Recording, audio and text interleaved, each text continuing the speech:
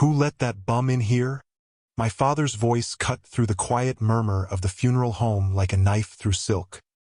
He was standing near the front of the chapel, his black Armani suit perfectly pressed, his silver cufflinks catching the light from the stained glass windows, and he was staring at the back of the room with an expression of pure, undisguised disgust. I turned in my seat to see what had offended him so deeply. There, in the very last pew, sat a man I had never seen before in my life. He was old, probably in his late 70s or early 80s, with a long gray beard that had not been trimmed in what looked like months and wild white hair that stuck out in every direction like a halo of neglect. His clothes were worn and dirty, a faded brown coat with patches on the elbows and stains on the lapels, pants that were too short and frayed at the cuffs, shoes that were more tape and cardboard than leather. He looked like he had not had a proper meal or a warm bed in years, maybe decades. He looked like a homeless man, because that is almost certainly what he was.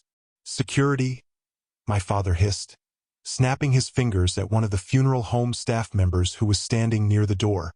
"Get him out of here immediately. This is a private service for family and invited guests only."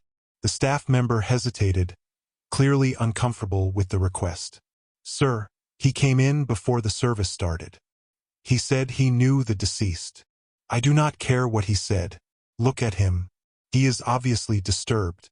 He probably wandered in off the street looking for somewhere warm to sit. Get him out before he causes a scene." I watched this exchange with growing discomfort. Around me, the other mourners were whispering to each other, casting judgmental glances toward the back of the chapel. My mother had her hand pressed to her chest as if the mere sight of the old man had given her palpitations. My brother Preston was smirking, already composing the story he would tell at dinner parties about the homeless man who crashed grandfather's funeral. Something inside me rebelled against all of it. I did not think about what I was doing. I did not calculate the consequences or consider how my family would react. I simply stood up from my seat in the third row, walked down the center aisle past the rows of expensively dressed mourners, and sat down in the last pew next to the old man in the shabby coat. "There is an empty seat here," I said quietly, gesturing to the space beside me. "You are welcome to stay for the service." The chapel went absolutely silent. I could feel the weight of every stare, the heat of my father's fury radiating from the front of the room. But I did not turn around. I kept my eyes forward, my posture calm, my breathing steady. The old man turned to look at me.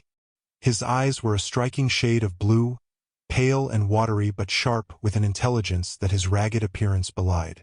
He studied my face for a long moment with an intensity that made me feel like he was seeing something deeper than my surface, something essential about who I was. Then he nodded once, slowly. "Thank you," he said. His voice was rough, like gravel scraping against stone, damaged by years of exposure and hardship.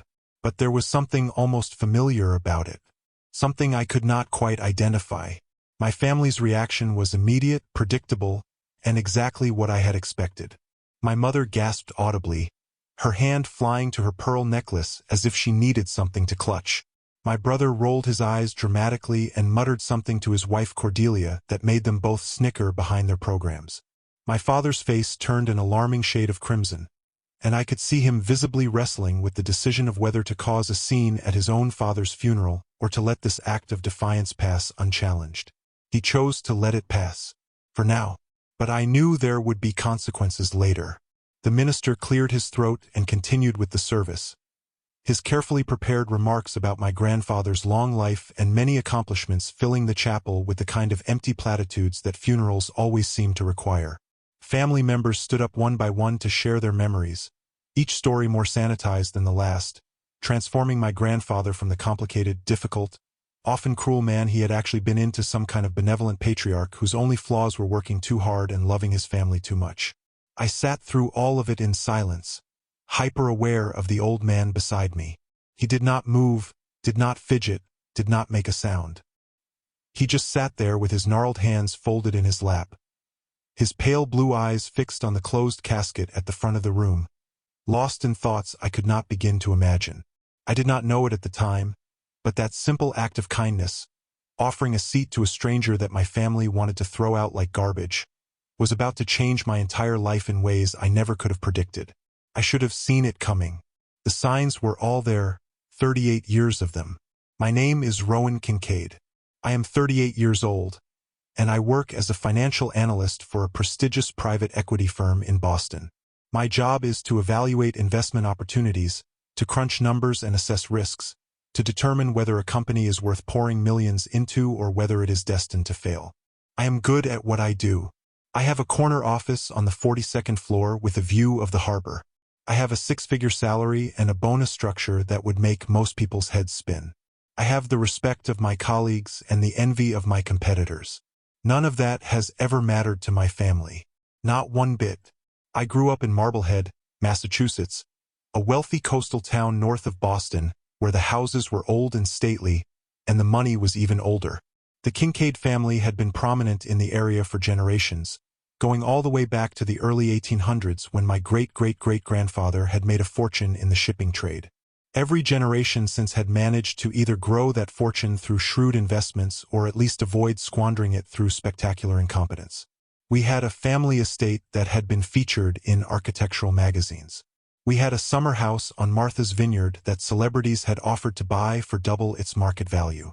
We had a name that opened doors throughout New England high society, that got our calls returned and our reservations confirmed, that made people treat us with a deference we had done nothing to earn beyond being born into the right bloodline. My grandfather, Harrison Kincaid, had been the patriarch of our family for as long as I could remember. He was a stern man in his 90s when he died, formal and emotionally distant, who believed with absolute conviction that emotions were weaknesses to be suppressed, and that love was something you demonstrated through financial provision rather than physical affection or kind words.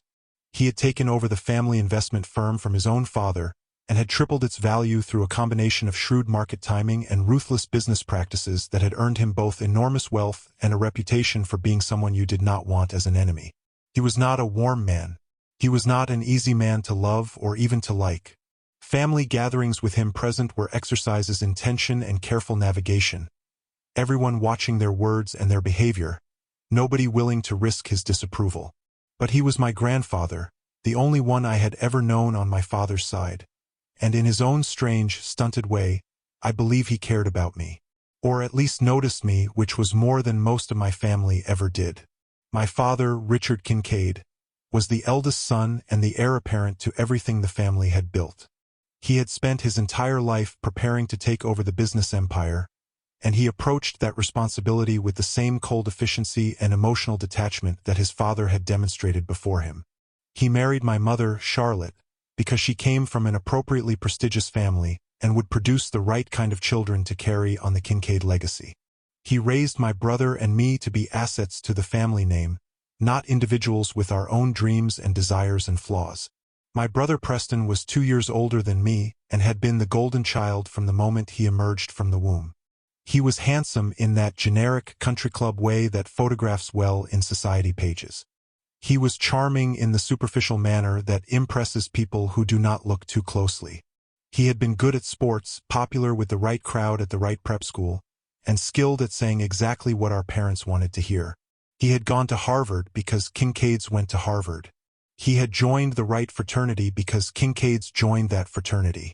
He had married a woman named Cordelia whose family was even wealthier than ours, and together they had produced 2 perfect children who would no doubt continue the cycle of privilege and emotional poverty for another generation.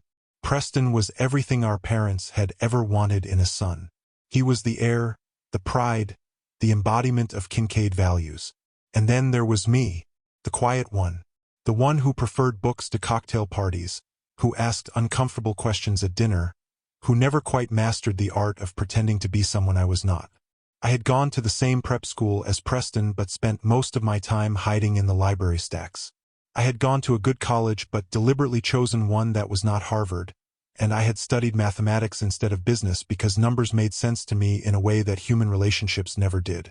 I had gotten a job in finance because that was what Kincaids did, but I had chosen a firm that had no connection to my family's interests, a small rebellion that my father had never forgiven. I was the disappointment, the black sheep, the son who could never quite measure up, no matter how hard he tried or how much he achieved. "You have no ambition," my father told me once. during one of our increasingly rare conversations.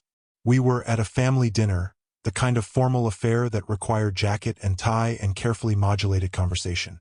I had just mentioned that I was happy at my current job, that I was not particularly interested in climbing the corporate ladder any higher than I already had. My father looked at me like I had announced I was planning to join a commune and give away all my possessions.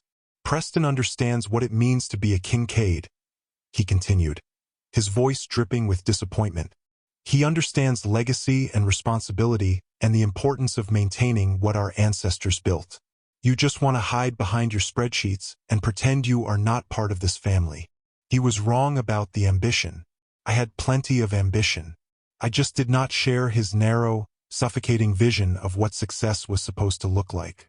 I did not want to spend my life managing the family fortune, attending society events where everyone smiled with their mouths while calculating with their eyes, pretending to be someone I fundamentally was not. I wanted to build something of my own, to succeed or fail on my own merits, to be more than just a name on a trust fund document. But explaining any of that to my father was utterly pointless. He had decided who I was when I was still a child, and nothing I said or did or achieved would ever change his mind about me. The only person in my family who ever seemed to see the real me, who ever looked at me like I might be worth something beyond my usefulness to the family brand, was my grandfather. Not in any overt way, of course. Harrison Kincaid was not the type of man to offer words of encouragement or expressions of pride. Emotional displays of any kind were beneath his dignity. But sometimes, when the family gathered for holidays or special occasions, I would catch him watching me from across the room with an expression I could not quite decipher. It was not the cold disapproval my father showed me, or the dismissive indifference of my mother. It was something else entirely. Recognition, perhaps, or curiosity, or something even deeper that I was not equipped to understand. And once, when I was about 16 years old, my grandfather had pulled me aside after a particularly brutal dinner where my father had spent the entire meal publicly criticizing my college plans in front of everyone at the table. "Do not let them define you," my grandfather said, his voice low enough that no one else could possibly hear. We were standing in the hallway outside the dining room, the sounds of polite conversation and clinking silverware drifting through the closed door. "You are more like my brother than any of them. That is not a bad thing." I stared at him in confusion. His brother? I barely knew anything about my grandfather's family history. He never talked about his past, never mentioned siblings or parents or the life he had lived before he became the cold, distant patriarch we all knew and carefully navigated around. "What do you mean?" I asked, suddenly desperate to understand. "I did not know you had a brother. No one has ever mentioned." But my grandfather just shook his head slowly, his expression closing off like a door being shut. "Another time, perhaps, or perhaps not. Some things are better left buried." He walked away without another word, and he never brought it up again. Not once in the 22 years between that conversation and his death. I filed the comment away in my memory, a puzzle piece that did not seem to fit anywhere in the picture I had of my family, and eventually I stopped actively thinking about it. Until the day of his funeral, when the answer to that puzzle walked through the chapel doors dressed in rags and sat down in the last pew. The service ended with a final prayer and the slow, somber procession of mourners filing past the casket to pay their last respects. I stayed in my seat at the back of the chapel, acutely aware that the old homeless man beside me had not moved since the service began. "The reception is in the next room," I said, turning to face him. "There is food, coffee, that sort of thing. You are welcome to join if you would like. If you are hungry." He turned those pale blue eyes on me again, and I felt a strange chill run down my spine despite the warmth of the chapel. There was something about the way he looked at me, something searching and deeply sad, like he was seeing a ghost or remembering something painful. "You are Harrison's grandson," he said.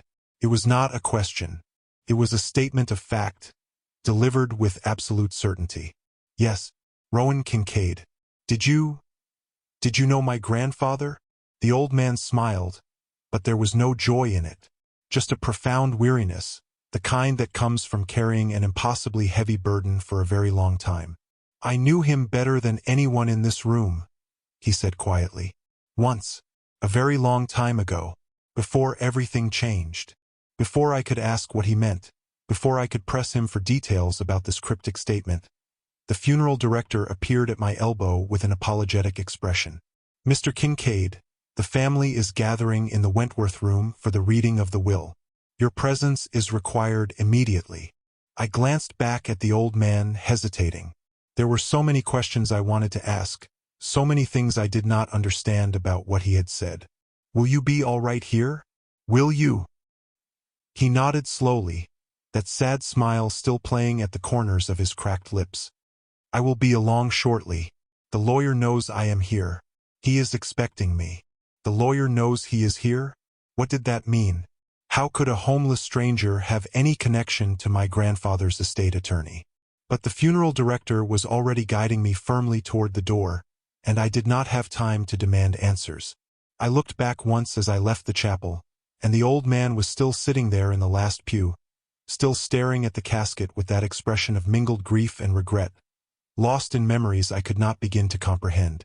The Wentworth room was the funeral home's largest reception space, tastefully decorated in muted colors with expensive furniture arranged to facilitate both mingling and private conversations.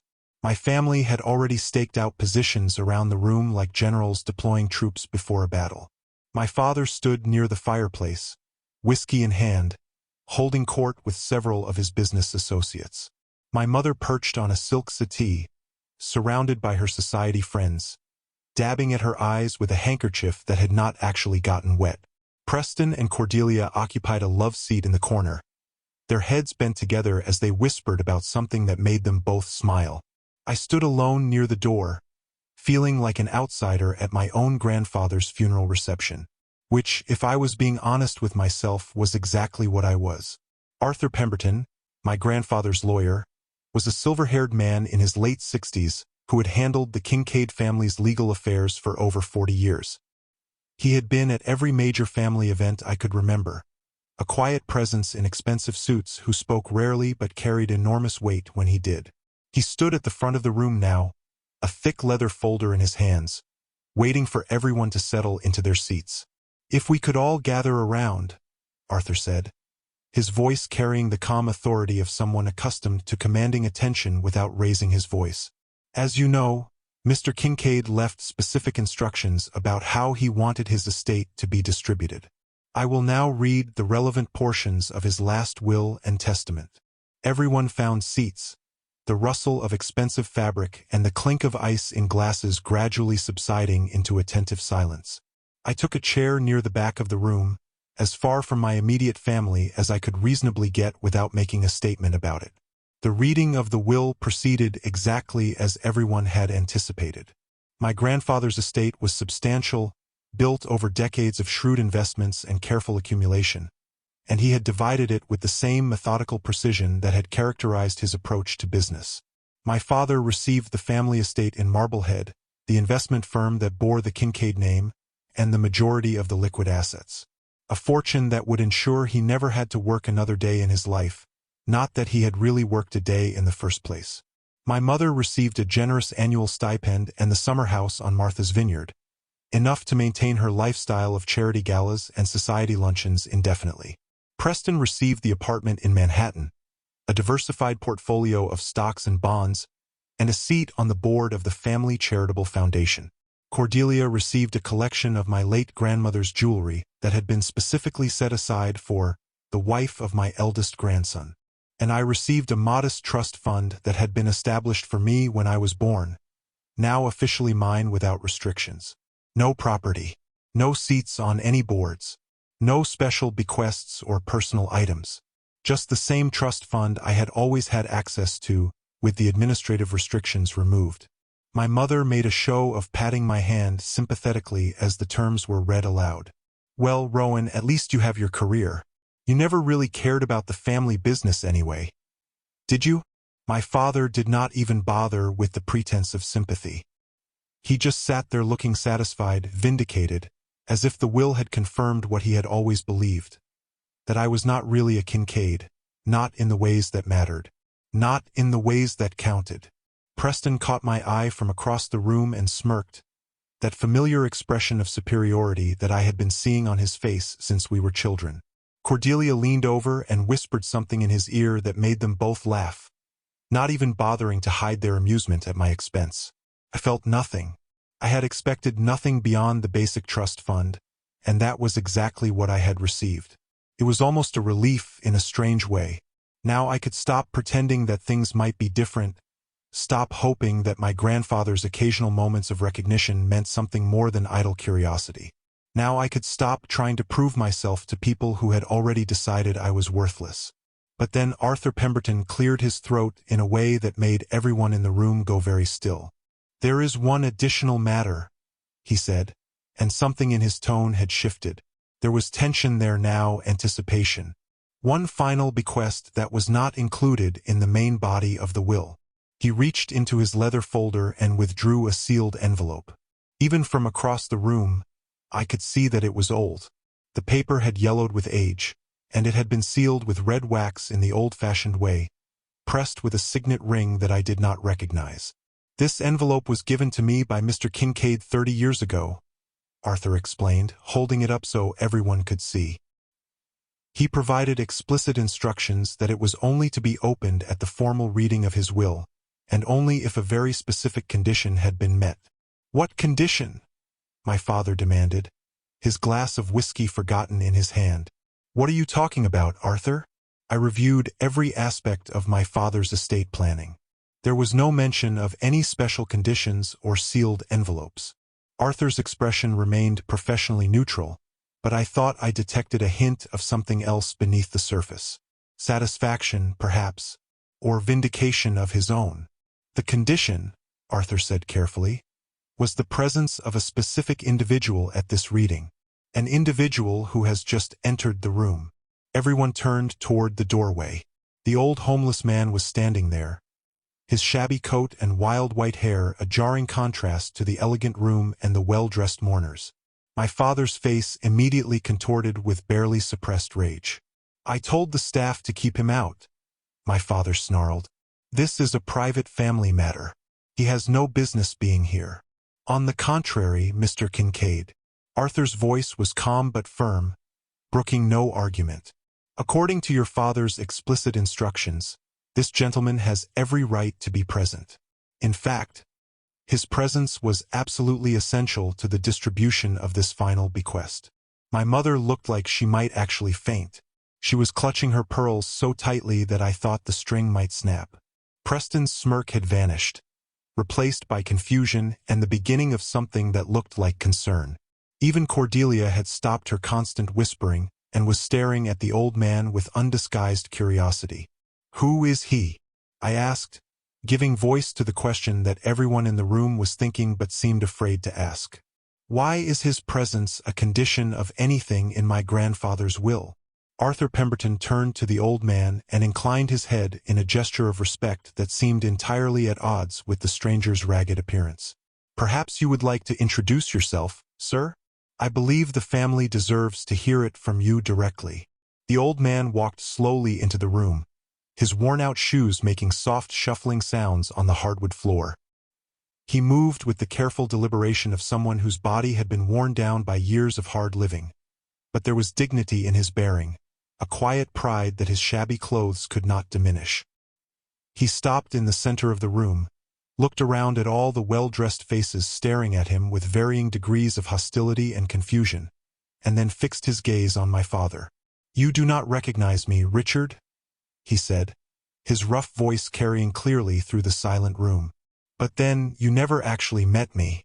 Harrison made absolutely certain of that. My father's face flushed an even deeper shade of red. "I have no idea who you are or what you're talking about. Arthur, I want this man removed from the premises immediately. If you will not do it, I will call the police myself." "I am afraid I cannot do that," Arthur replied, unperturbed by my father's threats. "You see, this gentleman is Walter Kincaid. He is Harrison's younger brother. Your uncle, though you have never known it." The room erupted into chaos. My father was on his feet, shouting about fraud and con artists and how there must be some terrible mistake or deliberate deception at play. My mother had finally found her fainting couch and was being fanned by one of her friends. Preston was frantically typing on his phone, presumably alerting his own lawyer to this unexpected development. Even the funeral home staff looked alarmed, unsure whether they should intervene or simply let the drama play out. And I was standing absolutely still in the middle of the storm, my mind racing back to what my grandfather had said to me 22 years ago in that quiet hallway. "You are more like my brother than any of them. That is not a bad thing." His brother. This homeless man, this ragged vagrant who had wandered into the funeral looking like he had not had a decent meal in months, was my grandfather's brother. My great-uncle, a man whose existence had been completely erased from our family history, whom I had never known existed until this very moment. "That is absolutely impossible," my father finally managed to say, his voice strained with the effort of controlling his fury. "My father was an only child. There was no brother. I have seen the family records, the genealogies, the documents going back generations. There was never any mention of a brother." Walter Kincaid smiled that sad, weary smile again. The smile of a man who had long ago made peace with a painful truth. "Harrison told everyone I died in 1974, he said simply. "A boating accident off the coast of Maine. Very tragic, very sudden, and entirely fictional. I have been alive all these years, living less than 100 miles from here, while your father told the world I was at the bottom of the Atlantic Ocean." Why? The word escaped my lips before I could stop it. Why would he tell everyone you were dead? Why would anyone do something like that to their own brother? Walter turned to look at me, and again I felt that strange sense of connection, of recognition. Like he was seeing something in me that resonated with something in himself. "Because I made a choice that he could not accept," Walter said quietly. "I fell in love with a woman that our family considered beneath us, a woman our father had explicitly forbidden me from seeing. When I refused to give her up, when I chose her over everything else, Harrison and my father gave me an ultimatum. Abandon her completely, or lose everything. My inheritance, my name, my place in the family, my very existence as far as they were concerned. And you chose her," I said softly. "I chose her, without hesitation, without regret. And I have never, not for a single moment in 50 years, wished I had made a different choice.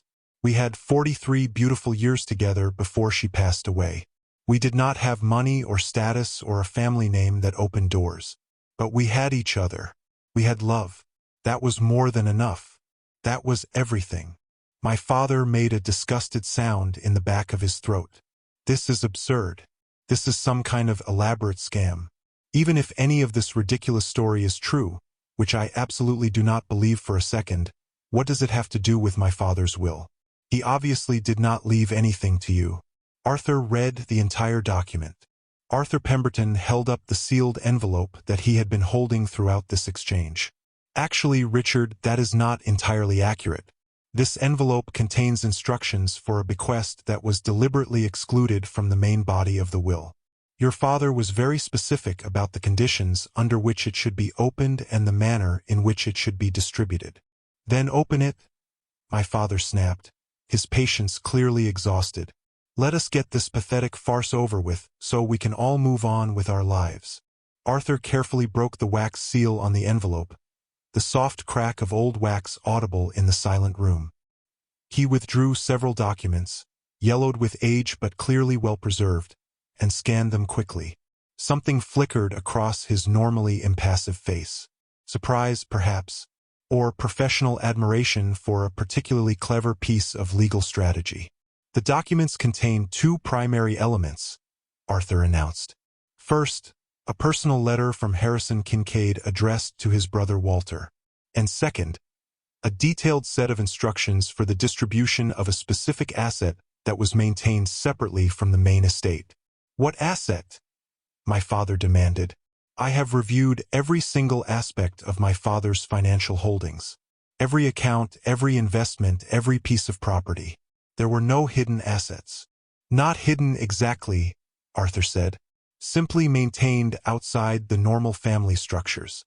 Your father established this asset specifically for this purpose, funded it from his personal income over the course of several decades, and ensured through careful legal maneuvering that it would remain completely separate from any assets that might be reviewed during routine estate planning. He cleared his throat and began to read from the letter, his voice taking on a slightly different quality as he gave voice to my grandfather's words. My dear Walter, if you are hearing these words, then I am finally dead and you are still alive, which means you outlasted me, just as I always suspected you would. You were always the stubborn one, the one who refused to bend, refused to break, refused to become what Father wanted you to be. I watched Walter's face as Arthur read. The old man's eyes were glistening with unshed tears, but his expression remained stoic, controlled. The face of someone who had learned long ago not to show his pain to hostile observers. I have spent 50 years telling myself that I made the right choice when I let Father disown you, Arthur continued, reading Harrison's words. 50 years convincing myself that it was necessary to protect the family, to preserve what our ancestors built, to maintain the standards that Kincaids are supposed to uphold. But I was wrong. I know that now. I have known it for a very long time, even when I refused to admit it to myself. My father shifted uncomfortably in his seat. My mother had stopped fanning herself and was listening with an expression of growing unease. I was a coward, Walter. I stood beside Father when he pronounced sentence on you, and I said nothing in your defense. I watched you walk away from everything you had ever known, everything you had ever been promised, and I let you go without a word of protest. I told myself it was for the best. I told myself you would come crawling back eventually, that you would realize your mistake and beg for forgiveness. But you never did. You chose love over legacy, and you never looked back. And I have envied you for that courage every single day since. Arthur paused, looking up from the letter to gauge the room's reaction. Everyone was silent, transfixed by this confession from beyond the grave. I cannot undo what I did. I cannot give you back the 50 years we lost because of my cowardice and Father's cruelty. But I can do one thing. I can make sure that the one person in this family who reminds me of you, the one person who has your kindness and your integrity and your stubborn refusal to be molded into something he is not, is properly taken care of. Arthur's eyes found mine across the room.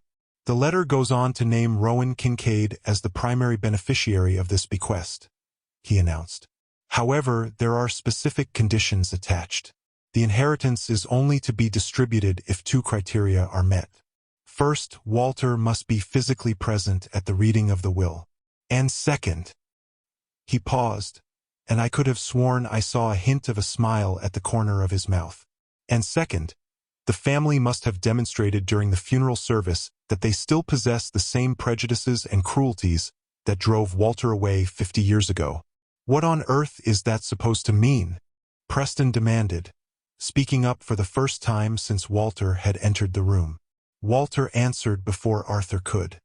It means that your grandfather wanted to conduct one final test. He wanted to see whether his family had learned anything in the half-century since they cast me out. He wanted to know if they would treat a homeless stranger with basic human compassion, or if they would react with the same contempt and disgust that our father showed to anyone he considered beneath him. The implication hung in the air like a physical presence. My family had failed the test. They had wanted to throw Walter out of the funeral service. They had mocked him, demanded security remove him, expressed open disgust at his presence. They had demonstrated exactly the kind of cruel, classist behavior that had driven a wedge between my grandfather and his brother half a century ago.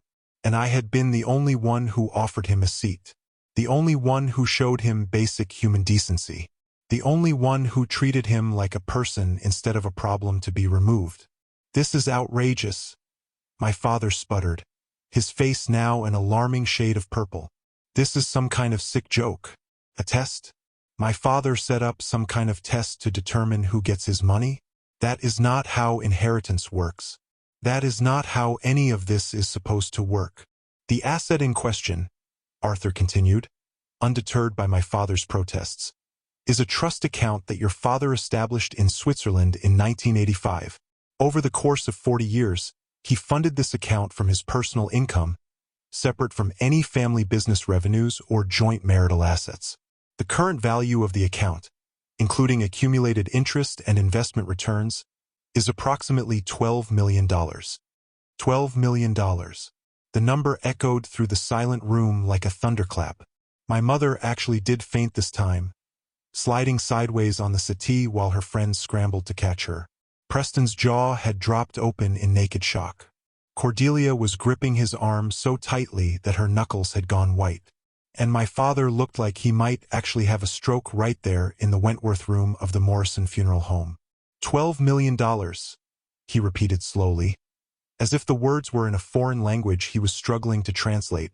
That is, there must be some mistake.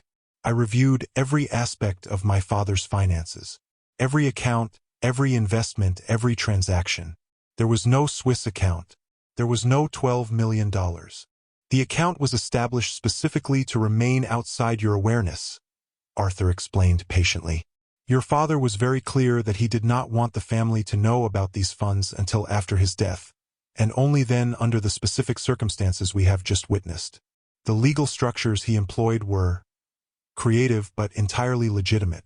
I helped him design them myself over 3 decades ago. This is insane. This is absolutely insane. My father was pacing now, running his hands through his carefully styled hair, destroying the impeccable grooming he had arrived with.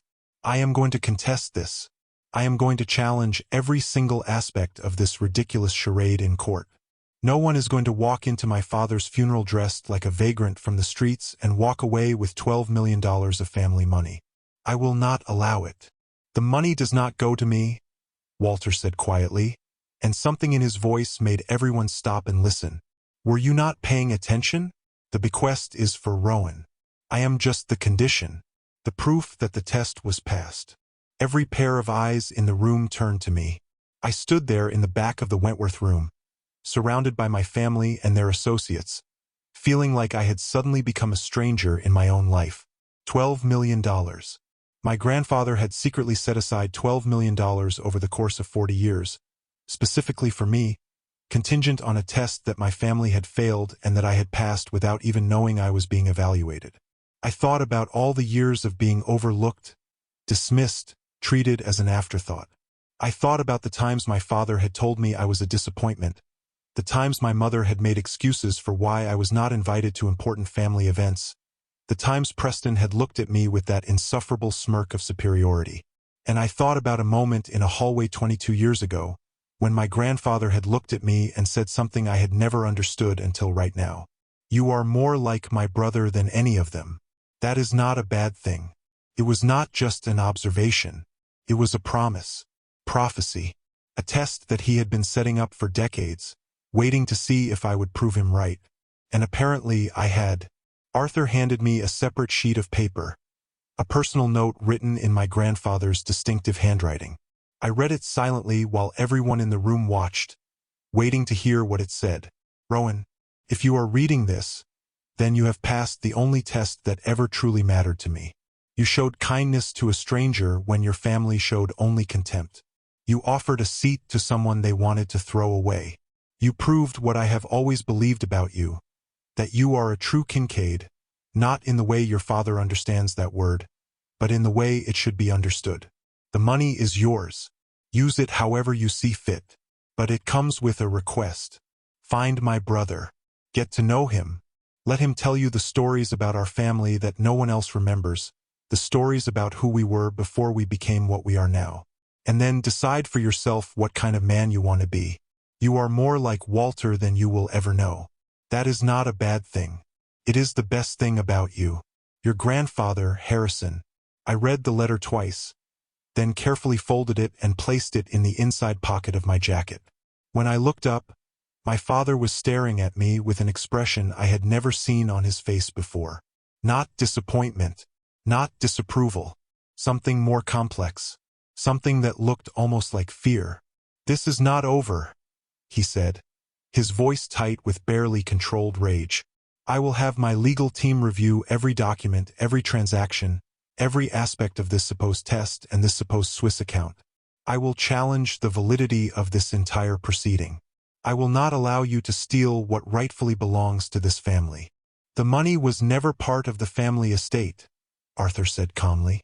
Harrison established the trust specifically to exist outside any assets that could be challenged or contested.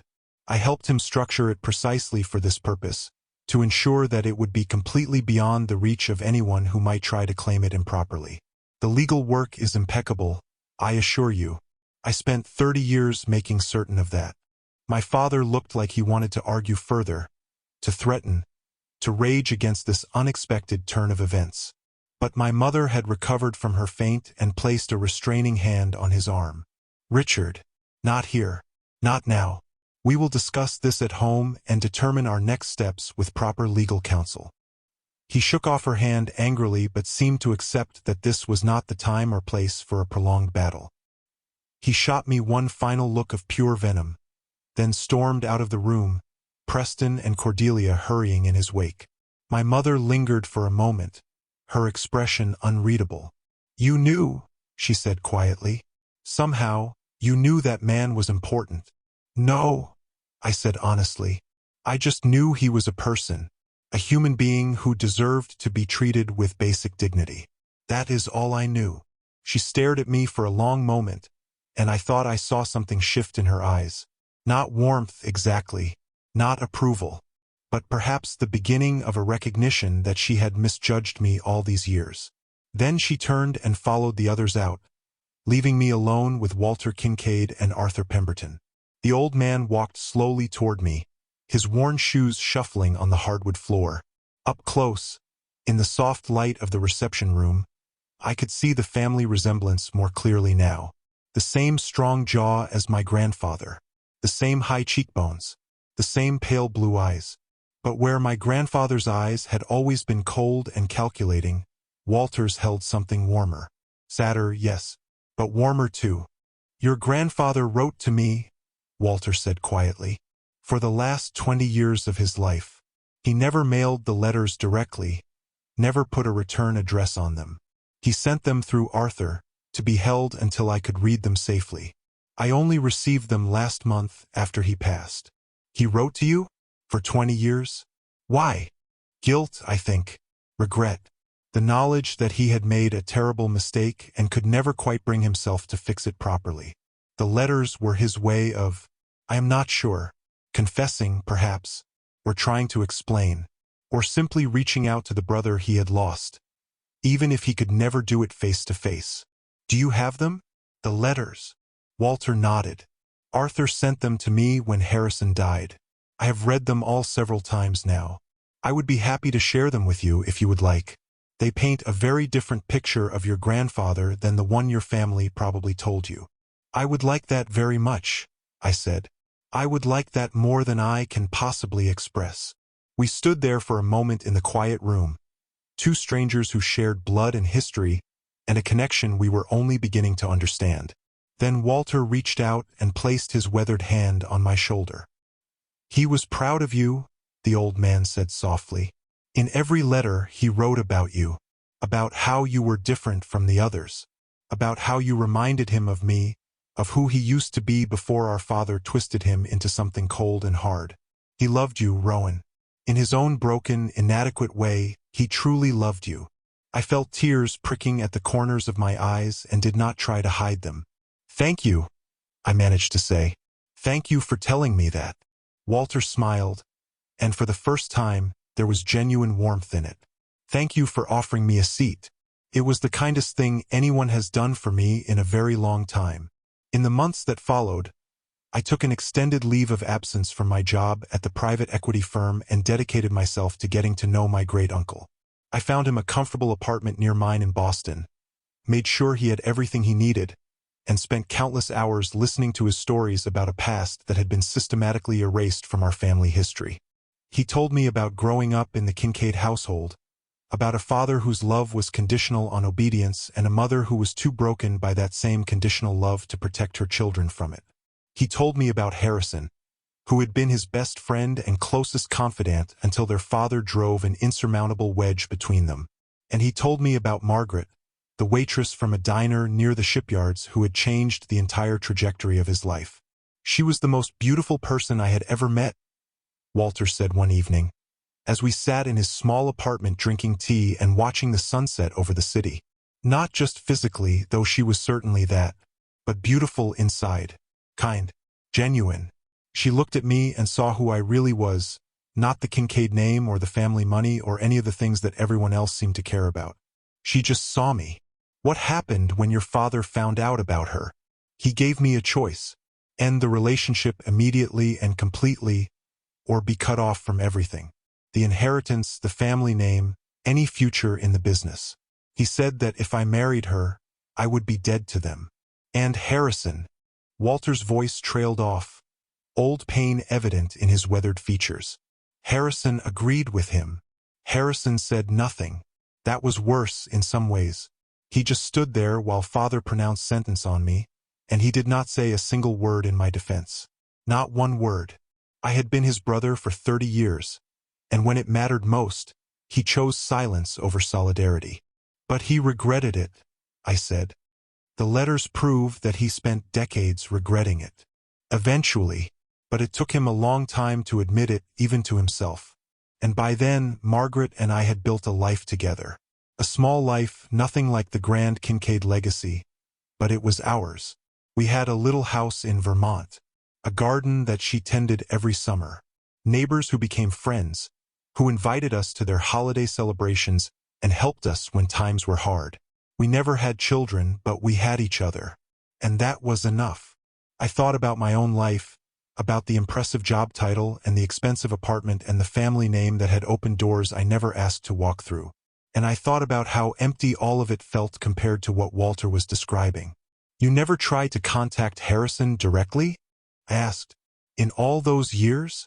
I wrote to him once, about 10 years after Margaret and I were married. I wanted him to know that I did not regret my choice, that I had found a happiness he could not imagine.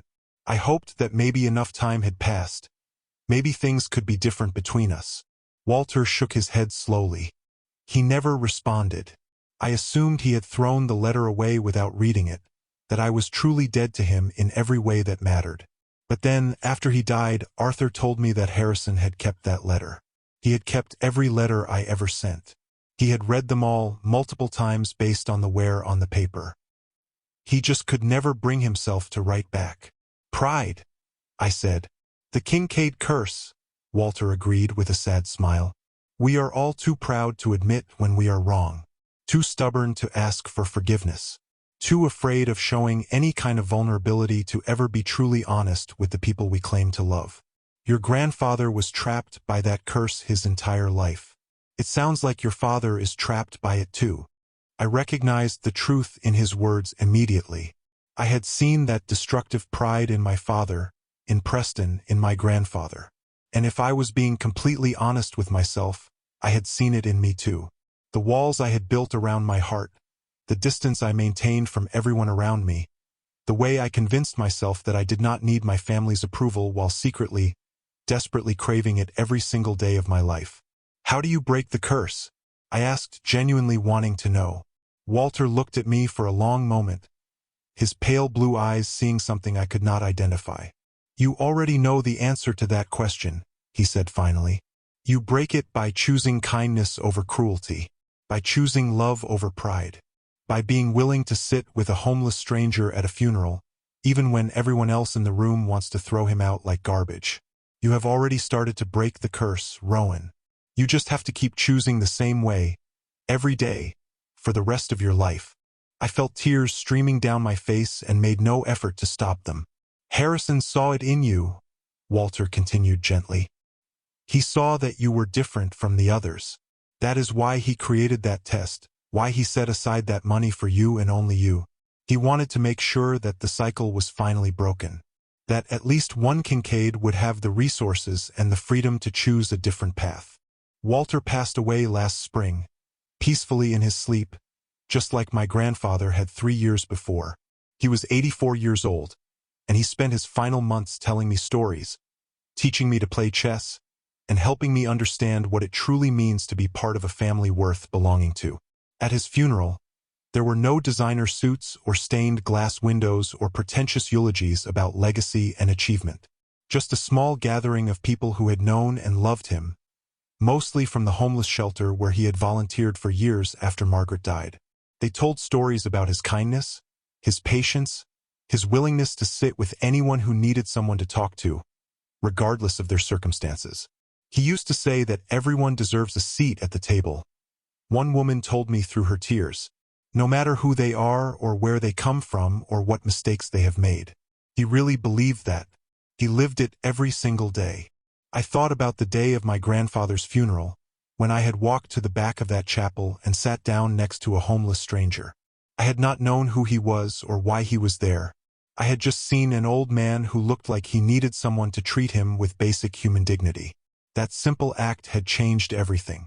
It had given me a family I never knew I had, a fortune I never expected to inherit, a sense of purpose I had spent my entire life searching for without knowing what I was looking for. All because I chose to see a person instead of a problem. Thank you for walking this journey with me. Before you go, I have left 2 more stories here on your screen. Both from men who discovered that family is not always who you are born to. It is who stands by you when the truth comes out. Click on whichever one calls to you. And if you want to join our community of people who understand what it is like to be the outsider looking in, that notification bell is your invitation. Until tomorrow, remember, your story matters, even if they tried to erase it.